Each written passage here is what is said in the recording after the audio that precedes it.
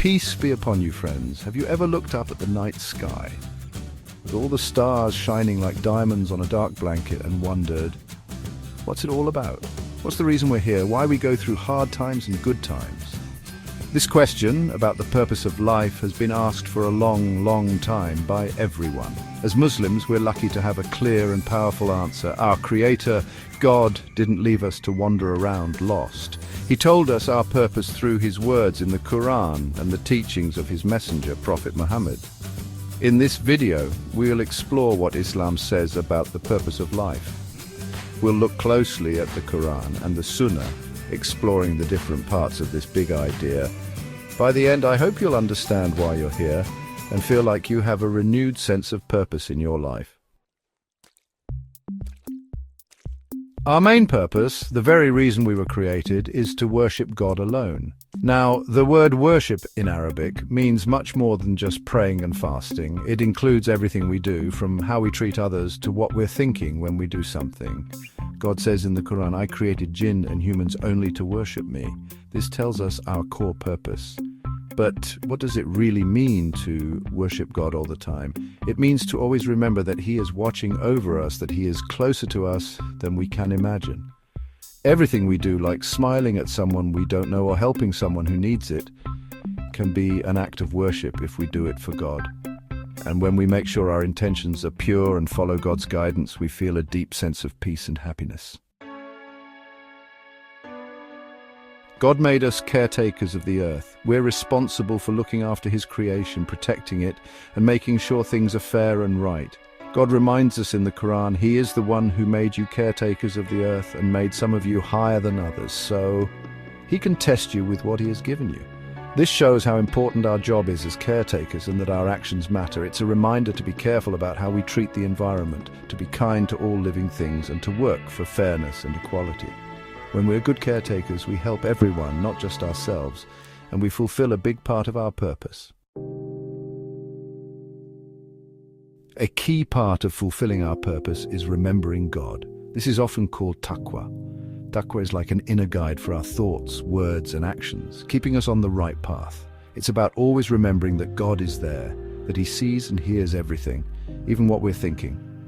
Developing taqwa is a lifelong journey of looking inward, becoming better people, and always trying to improve. It means thinking about our intentions, choosing right over wrong, even when it's hard, and always asking for God's forgiveness and guidance. Taqwa isn't about being afraid, but about loving and respecting God, which leads to a life lived according to His will. The more we remember God, the closer we get to Him, finding peace and happiness.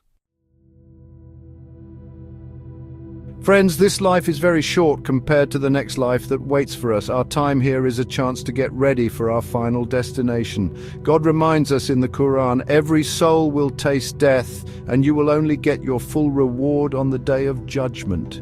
So whoever is saved from the fire and enters paradise has achieved success, and the life of this world is nothing but a temporary enjoyment. This tells us that this life is temporary and that the next life is what really matters. Our actions, choices, struggles, and successes here all matter because they shape our future in the next life.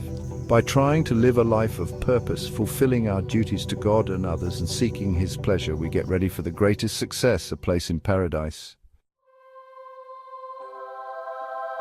Our purpose isn't just about us, it's about how we treat others. Islam tells us to build strong, caring, and fair relationships with our families, communities, and everyone.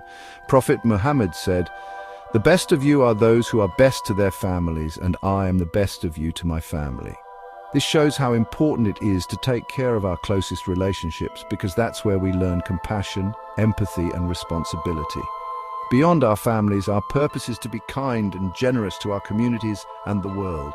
Every act of charity, every kind word, every effort to help those who are suffering brings us closer to fulfilling our purpose and makes the world a better place.